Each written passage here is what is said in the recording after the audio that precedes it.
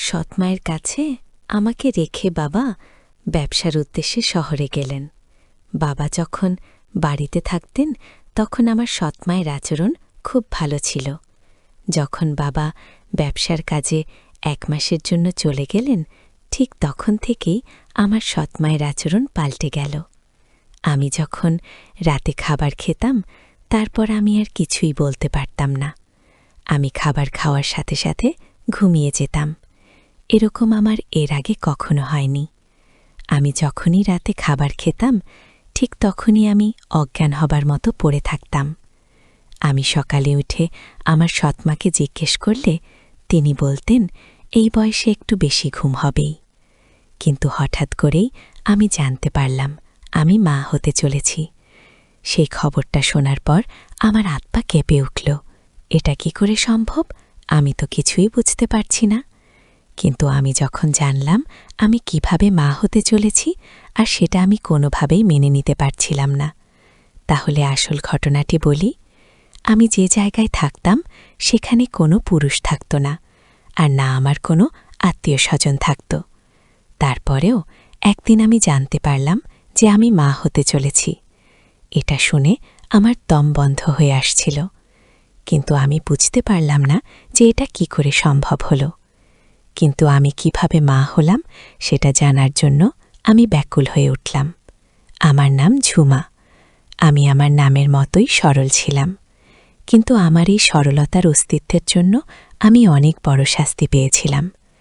সমস্যায় ভরে উঠল আমার জীবন, আর আমি বুঝতেও পারিনি আমি বোকা ছিলাম, যার উপর দিনরাত অত্যাচার হতো, কিন্তু সেটা আন্দাজও করতে পারিনি আমি।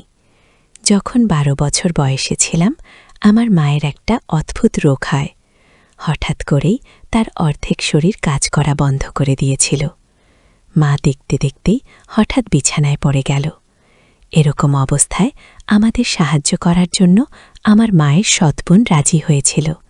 সেই মায়ের খেয়াল রাখত আর ভর সামলে রাখত।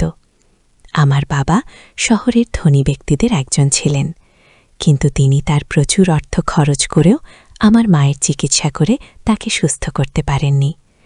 আমার মা 2 বছর অসুস্থ থাকার পর এই পৃথিবী ছেড়ে চলে গেছেন। ফলে বাবার খুব মন খারাপ হয়ে থাকত। এখন আমাদের বাড়িতে মাসির থাকাটা খুব জরুরি হয়ে গিয়েছিল। তাই এই সমাজকে চুপ করাতে আমার বাবা শাহানা মাসিকে বিয়ে করে নিলেন। শাহানা প্রথমে বিয়ে করলেও তার শ্বশুরবাড়ির লোকজন তাকে ব্যভিচারের অভিযোগ এনে বাড়ি থেকে বের করে দেয়। এভাবে তিনিও আশ্রয় পান। তিনি একজন ভালো মহিলা ছিলেন। 3 বছর ধরে তিনি আমার মায়ের অনেক যত্ন নিয়েছেন। আমার সমস্ত কাজগুলো মাসিমা করে দিত। এখন বড় হয়েছি, নিজের কাজ নিজেই করে থাকি। যাওয়ার আগে মা বাবাকে বলেছিল আমার ভালোভাবে যত্ন নিতে। যদিও আমার বাবা সবসময় আমাকে অনেক স্নেহ করতেন, কিন্তু আমার মা চলে যাওয়ার পর তার জীবন যেন আমার মধ্যেই আটকে যায়। সে বারবার শাহানাকে বলতো আমার খুব খেয়াল রাখতে। দিনে অনেকবার বাবা জিজ্ঞেস করতেন সময় মতো খাবার খেয়েছে কিনা, ড্রাইভার কি আমার সময় মতো স্কুল থেকে বাড়ি নিয়ে এসেছে। একদিন আমার বাবাকে একটা গুরুত্বপূর্ণ কাজের জন্য কয়েকদিনের জন্য বাইরে যেতে হয়েছিল, এবং তিনি খুব চিন্তিত ছিলেন, এবং তিনি শাহানাকে বিশ্বাস করেছিলেন, কারণ তিনি কঠিন সময়ে আমাদের সমর্থন করেছিলেন, যখন কিনা আমাদের অনেক আত্মীয় আমাদের ছেড়ে চলে গিয়েছিলেন। বাবা সহজভাবে একদিন বললেন, আমার মেয়ে আমার সব কিছু, আমি যাই করছি সবই আমার মেয়ের। আমি আর কাজকর্ম করতে চাই না, আমি এই শেষ কাজটা করতে যাচ্ছি। এই কাজটি আমাকে এত সম্পদ দেবে যে আমি সারা জীবন বসে বসে খেতে পারব। তারপর আমি আমার সমস্ত সম্পদ আমার মেয়েকে দেব এবং তার বিয়ে দিয়ে দেব। আমার জামাই আমার সাথে থাকবে। আমি শুধু আমার স্মৃতিতে আমার শেষ জীবন কাটাতে চাই। আমি তোমাকে আশ্রয় দিয়েছি, এটা তোমার বাড়ি, তোমার কোনো কিছুরই অভাব হবে না। শাহানা আমার বাবাকে বলল, কি বলছো তুমি? আমি অনেক ভাগ্যবান যে তুমি আমাকে তোমার বউ মেনে নিয়েছ। আমিও সারা জীবন ঝুমার মা হয়েই কাটাতে চাই। আমি তার মাকে কথা দিয়েছিলাম যে আমি সবসময় তার যত্ন নেব। তিনি আমার আসল বোন ছিলেন না, তবে বোনের চেয়েও বেশি ছিলেন। আমি তার কাছে আমার প্রতিশ্রুতি পূরণ করতে চাই এবং এটাই আমার জীবনের লক্ষ্য। আমার বাবা বললেন, আমি নিশ্চয়ই জীবনে অনেক কিছু পূর্ণ করেছি, যে আমি তোমার মতো একজন ভালো মহিলা পেয়েছি। 1 বছর পর গ্রামের বাইরে যাচ্ছি। আমার মেয়েকে তোমার কাছে ভরসা রেখে ওর খেয়াল রেখো। আমি তার জন্য একটা সম্বন্ধ দেখেছি। ছেলেটি আমার বন্ধুর ছেলে। তার সাথে ঝুমার বিয়ে দেব এবং আমার সমস্ত সম্পদ তাদের দুজনের নামে করে দেব। বয়স যখন 16 বছর, তখন আমার বাবা আমাকে শাহানার কাছে রেখে যান। বাবা বললেন তিনি তাড়াতাড়ি ফিরে আসবেন।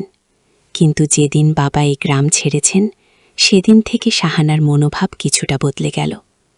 সেই রাতে সে আমার জন্য রান্না করেনি।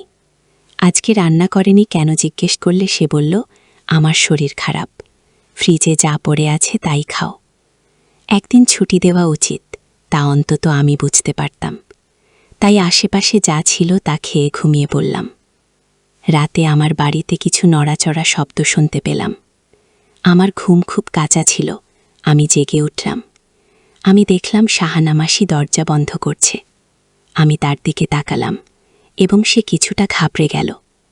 আমি জিজ্ঞেস করলাম, কেউ এসেছে? সে বলতে লাগল, না, আমি দরজা বন্ধ করতে ভুলে গেছিলাম। সেই জন্য সে দরজা বন্ধ করতে এসেছিল। আমি আমার ঘরে ফিরে এলাম। পরের দিন স্কুলে গিয়ে জানতে পারলাম, শহরে কিছু রোগ ছড়িয়ে পড়ায় স্কুল থেকে ছুটি দিয়ে দিচ্ছে। আমি খুব খুশি হয়ে উঠলাম যে এখন আর স্কুলে যেতে হবে না, সারাদিন ঘরেই থাকব। যাই হোক, আমার বাড়ি এমন ছিল যে বাড়ি ফিরতে একটা জিনিস খেয়াল করলাম, যে আমাদের বাড়িতে অতিবয়স্ক পাহারাদার মদন কাকু আজ গেটে উপস্থিত নেই। গেটে অন্য প্রহরীকে জিজ্ঞেস করলাম, কাকু কোথায়? সে বলল, কয়েকদিনের ছুটিতে গ্রামে গেছে। আমি অবাক হয়েছিলাম যে আজ পর্যন্ত 20 বছরে একটাও ছুটি নেননি। সকালে ছেলে মেয়েদের বিয়েতে গেলেও রাতে ফিরে আসতেন। কয়েকদিনের ছুটিতে কিভাবে গেলেন? মনে হয় এটা কোনো বড় ব্যাপার ছিল। যাই হোক, আমি আমার বাড়ি ফিরলাম। রাতে শাহানা মাসিকে আমার জন্য আমার পছন্দের খাবার রান্না করেছিল এবং গতকাল সে আমার জন্য রান্না করেনি বলে আমার কাছে ক্ষমাও চেয়েছিল। সে বলল যে তার বাবা চলে যাওয়ায় তার একটু মন খারাপ ছিল। আমি তাকে বললাম, তুমি কি আমার বাবাকে খুব ভালোবাসো? আমার মাও আমার বাবাকে অনেক ভালোবাসত। সে বলল, তোমার বাবা এত ভালো মানুষ যে কেউ তার প্রেমে পড়তে পারে। আমিও তার প্রেমে পড়তে শুরু করি, কিন্তু সে আমার দিকে তাকায় না। তুমি আমার সৎমা হলেও আমি কখনো তোমাকে অপরিচিত মনে করিনি। বাবা ফিরে এলে আমি তাকে বলবো, আমার মায়ের সাথে যেমন করে থাকত, ঠিক সে যেন তোমার সাথে তেমনই থাকে। সে জিজ্ঞেস করতে লাগলো, তোমার বাবা তোমার মায়ের সাথে কেমন থাকতেন? আমি বললাম যে তিনি প্রতিদিন আমার মায়ের জন্য নতুন এবং দামি উপহার নিয়ে আসবেন। তিনি তার প্রশংসা করতেন। দুজনকে একসাথে খুশি দেখে আমিও খুব খুশি হতাম। আমি শুধু তার সাথে কথা বলে এবং আমার পছন্দের খাবার খাচ্ছিলাম। এটা তো সত্য যে তিনি খুব ভালো খাবার রান্না করতেন, এমনকি আমার মায়ের চেয়েও ভালো। এরপর কখন আমি আমার রুমে এসে এত গভীরভাবে ঘুমিয়ে পড়েছিলাম মনে নেই। সকালে যখন চোখ খুললাম, আমি আমার বিছানায় শুয়ে আছি, কিন্তু আমি মনে করতে পারছি না যে কিভাবে আমি আমার বিছানায় পৌঁছেছি। সকালে শাহানা আমার সৎমাকে জিজ্ঞেস করলে সে বলল, তুমি নিজেই তোমার বিছানায় গিয়েছ, কিন্তু হ্যাঁ, তোমার খুব ঘুম হচ্ছে। এই বয়সে ঘুম এমনই হয়, কিছুই মনে থাকে না এই বয়সে। সত্যিই এমন ঘুম আসে, কিন্তু আমার ঘুম তো খুব কাঁচা ছিল।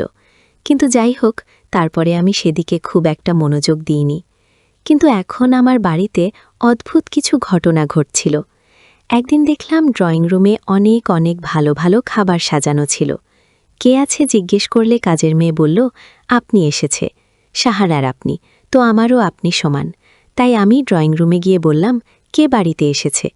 রুমে গেলাম, আর সেখানে গিয়ে আমার সামনের দৃশ্য দেখে আমি অবাক হয়ে গেলাম।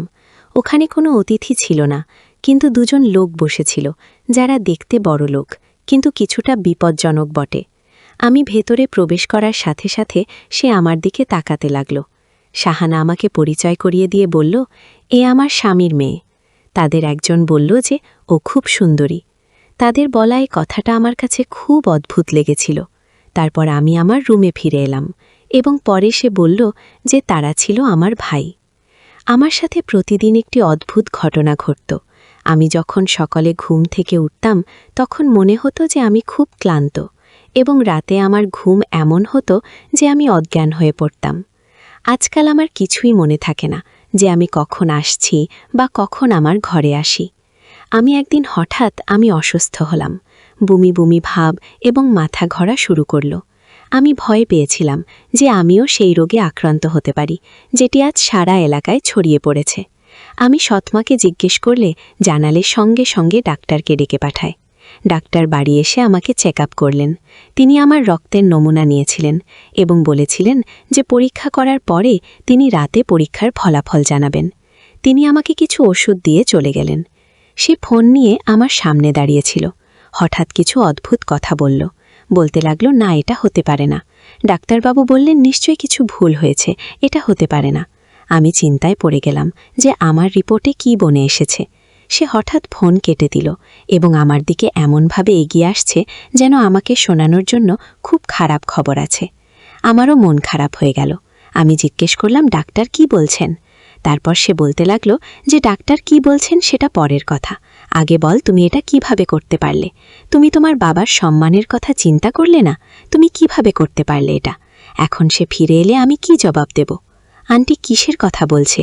আমি কি করেছি কিছুই বুঝতে পারছি না।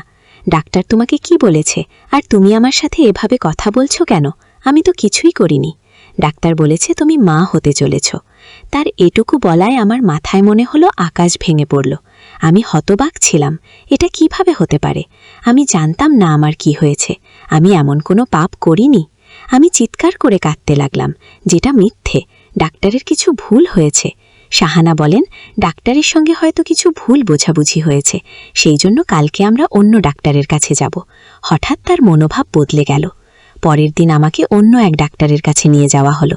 তিনিও বললেন আমি মা হতে যাচ্ছি, কিন্তু আমি এমন কোনো ভুল করিনি। তাহলে আমার কি হলো? আমি পুরোপুরি বিচলিত হয়ে পড়লাম। দিন রাত কাটতে লাগলাম। আমরা ডাক্তারকে বলেছিলাম যে আপনি কি এর কোনো সমাধান করতে পারবেন? আমাকে ঘরে ফিরিয়ে নিয়ে এসে বলল, তোমার বাবা আমার ভরসায় তোমাকে দিয়ে দিয়েছিল, এখন আমি তাকে কি জবাব দেব? আর একটা ঝামেলা হলো সেদিনই, যখন বাবা ফোন করে বললেন আমি তাড়াতাড়ি আমার কাজকর্ম শেষ করে নিয়েছি, তাই আমি এই সপ্তাহে ফিরছি। ডাক্তার মতে আমার দ্বিতীয় মাস চলছিল এবং আমার বাবা আসার সময় এটি 3 মাস হবে। বাবা ফিরে আসলো আর আমরা দুজনেই খুব চিন্তিত হয়ে পড়লাম। এখন তাকে কিভাবে বলবো? বাবা আমার সাথে দেখা করে খুব খুশি হলেন। তিনি আমাদের সাথে বসে খাবার খেলেন এবং শাহানা মাসি রাতে তার সাথে কথা বলতে শুরু করল। আমি আমার রুমে বসে ভাবছিলাম এখন কি হবে। এমন সময় হঠাৎ আমার রুমে বাবার চিৎকারের শব্দ আসতে লাগল। আমি তো যেন জ্ঞান হারিয়ে ফেলব। মনে হচ্ছিল বাবা আমার রুমে এসে কথা বলতে লাগলেন, জিজ্ঞাসা করতে লাগলেন এসব কি, এসব কি? আমারও একই কথা, আমি কিছু করিনি, আমি কিছুই করিনি, কিন্তু আমার বাবাকে কথা শোনাচ্ছিল। এই প্রথম বাবাকে আমার উপর এত রাগ আমি তো দেখলাম। তিনি প্রথমে তো রেগে গেলেন, এমনকি তিনি আমাকে চড়ও মারেন। আমি তোমার জীবন নিয়ে আর চিন্তা করি না, যা ঘটুক ঘটুক। এখন আমরা এই সন্তান থেকে মুক্তি পাব। যেখানে আমি বস, এখানে তোমার বিয়ে হবে। বাবা আমার কথা শোনেননি, আমাকে কিছু বোঝানোর কোনো সুযোগও দেননি। তুমি দেখতে নিষ্পাপ, কিন্তু বাস্তবে এতটা বাজে। আজ তোমার মাও নিশ্চয়ই কষ্ট পাচ্ছেন যে এমন মায়ের মেয়ে কেমন হয়েছে। কথাটা শুনে আমি ভেতরে ভেতরে মরে গেলাম। ভাবতে লাগলাম এখন মরে গেলেই ভালো। এই মেয়েটার জন্য আমি কি কি ভেবেছিলাম। 1 পয়সা ওকে দেব না, বিয়ে করে বাড়ি ছেড়ে চলে যাক, ওর মুখ দেখতে চাই না। মা বাবাকে বলতে লাগলো সব ঠিক হয়ে যাবে, আপনি রাগ করবেন না। আমরা হাসপাতালে যাচ্ছিলাম, পথে আমাদের গাড়ি খারাপ হয়ে যায়। আমার বাবা বলছিলেন যে তিনি ডাক্তারের সাথে অ্যাপয়েন্টমেন্ট নিয়েছেন এবং সময় মতো পৌঁছাতে হবে। তিনি বললেন তুমি ওটি রিকশায় করে নিয়ে যাও, আমি গাড়ির একটা নোমিক্স ছেড়ে তারপরে আসব। আমি হাসপাতালের দিকে গেলাম। এখন যখন হাসপাতালের সামনে পৌঁছালাম, শাহানা সেখান থেকে হঠাৎ কোথায় উধাও হয়ে গেল। জানি না, হয়তো সে ভেতরে চলে গেছে। হঠাৎ কে যেন আমার মুখ বন্ধ করে দিল। এরপর আমি অজ্ঞান হয়ে যাই। আমি যখন চোখ খুললাম তখন একটা ঘরে একটা চেয়ারে হাত বাঁধা অবস্থায় আমি বসেছিলাম। আমার সামনে একজন লোক দাঁড়িয়েছিল, যার বয়স 25 বছর হবে। তার হাতে মোবাইল ছিল। সে ফোনে এসে একজনকে বলেছিল, আপনি যদি আপনার মেয়ের নিরাপত্তা চান তাহলে অমুক জায়গায় 5 লাখ টাকা নিয়ে আসুন। সে হয়তো আমার বাবাকে ডাকছিল। আমার বাবা শহরের একজন বিখ্যাত ধনী ব্যবসায়ীর মেয়ে, তাই লোকেরা জানে যে তারা বিনিময়ে অনেক কিছু পাবেন। বাবার সাথে কথা বলে সে আমার সামনে গিয়ে বসল। তাকে খুব খুশি খুশি দেখাচ্ছিল, যেন ভাবছে সে অনেক টাকা পাবে। আমি তাকে বললাম, প্লিজ আমাকে যেতে দাও। সে বলল, আমি তোমাকে ছেড়ে দেব, শুধু মুখ বন্ধ রাখো এবং তোমার বাবা টাকা না আনা পর্যন্ত চুপচাপ বসে থাকো। আমার বাবা টাকা নিয়ে হাজির হলেন। তারপর দেখতে পেলেন আমার মাও সহ লোকটির পেছনে দাঁড়িয়ে আছে। বাবা বললেন, তুমি এখানে কেন? মা বলল, তোমার মেয়েকে যে বন্দি করেছে সে আমার বড় ভাই। আমি চাই তোমার মেয়ের সাথে আমার ভাইয়ের বিয়ে হোক, আর সমস্ত টাকা পয়সার সম্পত্তি আমার ভাইয়ের নামে হোক। আমার মার আসল ছবিটা আজকে পরিষ্কার হয়ে গেল। আমার মা আরও বললেন, তোমার মেয়ে যে মা হতে চলেছে সেটা আমার ভাইয়ের।